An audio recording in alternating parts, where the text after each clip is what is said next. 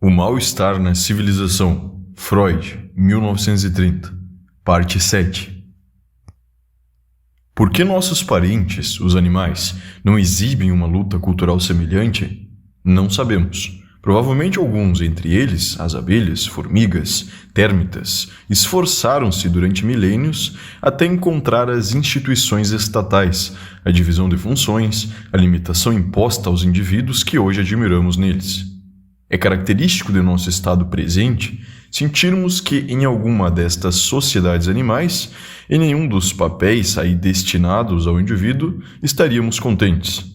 Em outras espécies animais, pode-se ter chegado a um equilíbrio momentâneo entre as influências do meio e os instintos que nelas lutam entre si, e desse modo a uma parada no desenvolvimento. No homem primitivo, pode ser que um novo avanço da libido tenha ocasionado uma renovada oposição do instinto de destruição. Há muitas questões a serem feitas aqui, para as quais ainda não há respostas. Uma outra pergunta nos está mais próxima. De que meio se vale a cultura para inibir, tornar inofensiva, talvez eliminar a agressividade que a defronta? Algum desses métodos já conhecemos, mas não o que parece ser mais importante. Podemos estudá-lo na evolução do indivíduo. O que sucede nele que torna inofensivo o seu gosto em agredir? Algo bastante notável que não teríamos adivinhado e que, no entanto, se acha próximo. A agressividade é introjetada, internalizada, mas é propriamente mandada de volta para o lugar de onde veio, ou seja, é dirigida contra o próprio eu. Lá é acolhida por uma parte do eu que se contrapõe ao resto como super-eu e que, como consciência, dispõe-se a exercer contra o eu a mesma severa agressividade que o eu gostaria de satisfazer em outros indivíduos. A tensão entre o rigoroso super-eu e o eu, a ele submetido, chamamos consciência de culpa. Ela se manifesta como necessidade de punição. A civilização controla, então, o perigoso prazer em agredir que tem o indivíduo, ao enfraquecê-lo, desarmá-lo e fazer com que seja vigiado por uma instância no seu interior, como por uma guarnição numa cidade conquistada. Quanto à origem do sentimento de culpa, o psicanalista pensa diferente dos outros psicólogos, mas também para ele não é fácil prestar conta sobre isso. Primeiro, ao se perguntar como alguém adquire sentimento de culpa, obtém-se uma resposta que não admite discussão. A pessoa se sente culpada, pecadora, dizem os devotos, quando fez algo que é reconhecido como mal. Em seguida, vemos como essa resposta é pouca. Após alguma hesitação, talvez se acrescente que mesmo quem não fez esse mal e apenas reconhece em si o propósito de fazê-lo, pode se considerar culpado. E então se levantará a questão de por que, nisso, o propósito é equiparado à execução. Os dois casos, porém, pressupõem que já se reconheceu o mal como algo repreensível, cuja execução deve ser evitada. Como se chega a essa decisão? É lícito rejeitar uma capacidade original, por assim dizer, natural, para distinguir entre o bem e o mal. Com frequência, o mal não é, em absoluto, uma coisa nociva ou perigosa para o eu, mas, pelo contrário, algo que ele deseja e que lhe dá prazer. Aí se mostra, então, a influência alheia. Ela determina o que será tido por bom ou mal. Como o próprio sentir não teria levado o ser humano pelo mesmo caminho, ele deve ter um motivo para se submeter a essa influência externa. Podemos enxergá-lo no desamparo e na dependência dos outros, e a melhor designação para ele seria medo da perda do amor. Se perde o amor do outro, do qual é dependente, deixa também de ser protegido contra perigos diversos. Sobretudo, expõe-se ao perigo de que esse alguém tão poderoso lhe demonstre a superioridade em forma de castigo. Portanto, inicialmente, o mal é aquilo devido ao qual alguém é ameaçado com a perda do amor.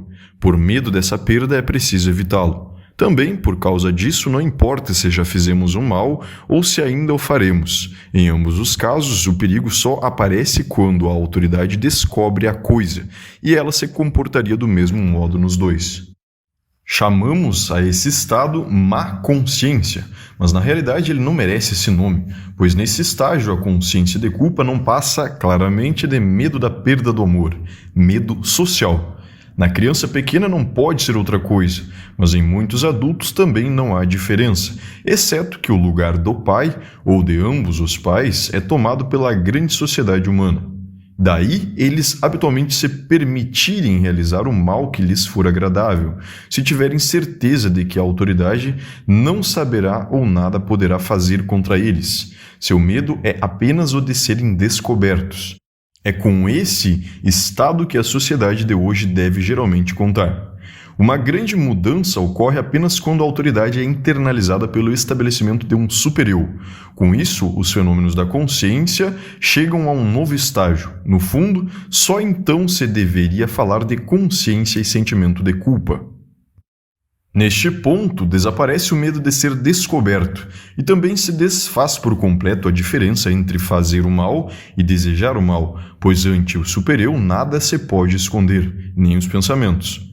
A seriedade real da situação já passou, é verdade, pois a nova autoridade, o super-eu, não tem motivo, segundo cremos, para maltratar o eu, ao qual está intimamente ligado.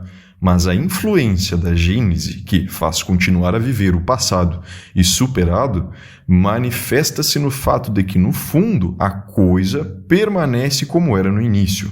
O super-eu atormenta o eu pecador com as mesmas sensações de angústia e fica à espreita de oportunidades para fazê-lo ser punido pelo mundo exterior.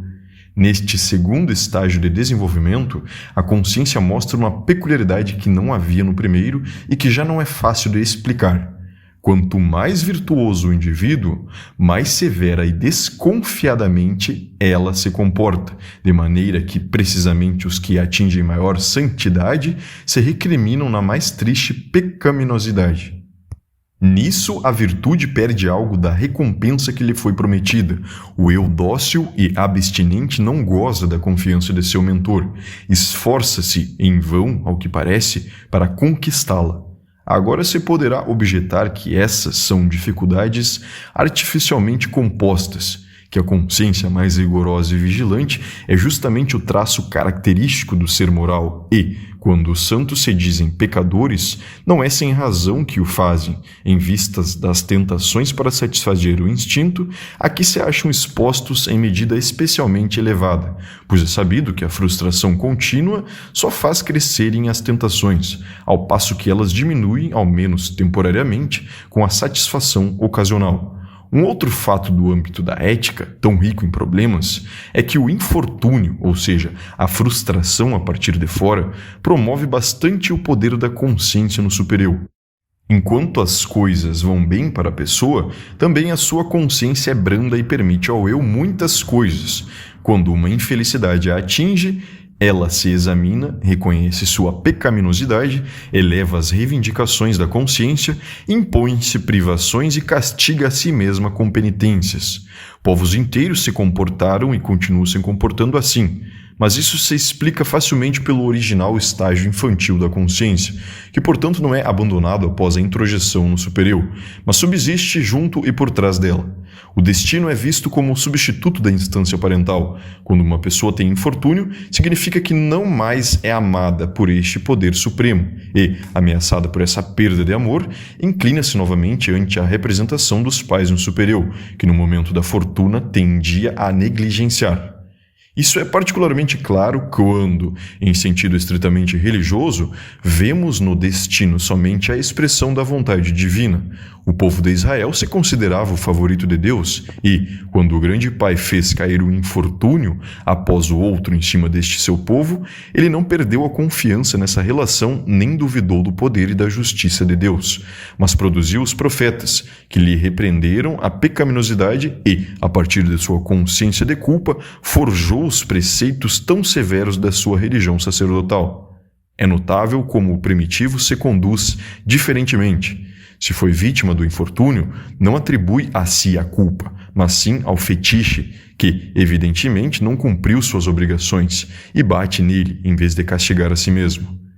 Conhecemos, então, duas origens para o sentimento de culpa: o medo da autoridade e, depois, o medo ante o super-eu. O primeiro nos obriga a renunciar às satisfações instintuais. O segundo nos leva também ao castigo, dado que não se pode ocultar ao superior a continuação dos desejos proibidos. Vimos igualmente como é possível entender a severidade do superior, os reclamos da consciência. Ela simplesmente dá continuidade ao rigor da autoridade externa a que sucedeu e que, em parte, substitui. Agora percebemos que relação há entre a renúncia ao instinto e o sentimento de culpa. Originalmente, a renúncia ao instinto é resultado do medo à autoridade externa. Renuncia-se a satisfações para não perder o seu amor. Tendo feito essa renúncia, estamos quites com ela, por assim dizer. Não deveria restar sentimento de culpa. É diferente no caso do medo ante o superior. Aí, a renúncia instintual não ajuda o bastante, pois o desejo persiste e não pode ser escondido do superior. Apesar da renúncia efetuada, produz-se um sentimento de culpa, portanto. E essa é uma grande desvantagem econômica na instituição do superior, ou, como se pode dizer, na formação da consciência. A renúncia instintual já não tem efeito completamente liberador. A abstenção virtuosa já não é recompensada com a certeza do amor. Um infortúnio que ameaça a partir de fora, perda do amor e castigo da autoridade externa, é trocado por uma permanente infelicidade interna, a tensão da consciência de culpa. Essas relações são tão complicadas e ao mesmo tempo tão importantes que eu gostaria de abordá-las a partir de outro lado ainda, correndo o risco da repetição. Então, a sequência temporal seria, primeiro, renúncia instintual devido ao medo à agressão da autoridade externa, pois a isso equivale o medo ante a perda do amor, o amor protegendo dessa agressão punitiva. Depois, estabelecimento da autoridade interna, renúncia instintual devido ao medo a ela, medo da consciência. No segundo caso, equiparação de ato mau e má intenção, e daí consciência de culpa, necessidade de castigo. A agressividade da consciência conserva a da autoridade. Até aqui parece estar tudo claro, mas onde cabe a influência reforçadora do infortúnio, da renúncia imposta a partir de fora sobre a consciência, o extraordinário rigor da consciência nas pessoas melhores e mais obedientes? Já explicamos as duas peculiaridades da consciência, mas provavelmente ficou a impressão de que tais explicações não chegam ao fundo, de que deixam um resto inexplicado. E aqui surge, afinal, uma ideia inteiramente própria da psicanálise e alheia ao pensamento habitual das pessoas. Ela é de gênero tal que nos faz compreender como o objeto de estudo tinha de nos parecer tão confuso e opaco. Pois ela diz que no início, a consciência, mais corretamente, o medo que depois se torna consciência, é causa da renúncia instintual, mas depois se inverte a relação. Toda renúncia instintual torna-se uma fonte dinâmica da consciência. Toda nova renúncia aumenta o rigor e a intolerância desta. E, se pudéssemos harmonizar isso melhor com o que sabemos da história da origem da consciência, seríamos tentados a defender a tese paradoxal de que a consciência é resultado da renúncia instintual, ou de que esta, a nós imposta do exterior, cria a consciência, que então exige mais renúncia instintual. Na verdade, a contradição entre essa frase e a gênese da consciência aqui oferecida não é tão grande e divisamos um meio de reduzi-la ainda mais. A fim de facilitar a exposição, vamos tomar o exemplo do instinto de agressão e supor que nestas relações se trata sempre da renúncia à agressão. Isto será naturalmente apenas uma suposição temporária. O efeito da renúncia instintual sobre a consciência se dá de maneira tal que toda a parcela de agressividade que não satisfazemos é acolhida pelo super-eu e aumenta a agressividade deste contra o eu. Isso não condiz com o fato de que a agressividade original da consciência é prosseguimento do rigor da autoridade externa, ou seja, nada tem a ver com a renúncia. Fazemos desaparecer essa incoerência, no entanto, se supomos uma derivação diferente para essa primeira dotação agressiva do super-eu. Um considerável montante de agressividade deve ter se desenvolvido na criança contra a autoridade que lhe impede as primeiras e também mais significativas satisfações, quaisquer que sejam as privações instintuais requeridas. Ela é obrigada a renunciar à satisfação dessa agressividade vingativa. Em contrasaída para essa difícil situação econômica, recorrendo a mecanismos conhecidos, ao acolher dentro de si, por identificação, essa autoridade inatacável, que então se torna super-eu e entra em posse de toda a agressividade que a criança gostaria de exercer contra ela. O eu da criança tende a se contentar com o triste papel da autoridade assim degradada, o pai. A situação se inverte, como é frequente suceder. Se eu fosse o pai e você o filho, eu trataria você mal. A relação entre super-eu e eu é o retorno, deformado pelo desejo, de relações reais entre o eu, ainda não dividido, e um objeto externo. Também isso é típico. A diferença essencial, porém, está em que a severidade original do super-eu não é, ou não é tanto, a que experimentamos de sua parte ou atribuímos a ele, mas representa nossa própria agressividade para com ele. Se isso estiver correto, pode-se mesmo afirmar que a consciência surgiu inicialmente pela supressão de uma agressão e que depois se fortalece por novas supressões desse tipo. Qual das duas concepções está certa? A primeira, que geneticamente nos parecia inatacável, ou a mais nova, que arredonda a teoria de maneira oportuna? Claramente, e também pelo testemunho da observação direta, ambas se justificam, não se contradizem, e até mesmo concordam num ponto, pois a vingativa agressão da criança é também determinada pela medida de agressão punitiva que espera do pai. A experiência ensina, no entanto, que de modo algum a severidade do super-eu desenvolvido pela criança reflete a severidade do tratamento que recebeu. Surge independente dela. Uma criança educada brandamente pode ter uma consciência bastante severa, mas seria incorreto exagerar essa independência. Não é difícil nos convencermos de que o rigor da educação também influi grandemente na formação do super-eu infantil. Ocorre que fatores constitucionais, herdados e influências do meio real atuam conjuntamente na formação do super-eu e gênese da consciência, e isso não é nada estranho, mas a condição etiológica geral de todos esses processos.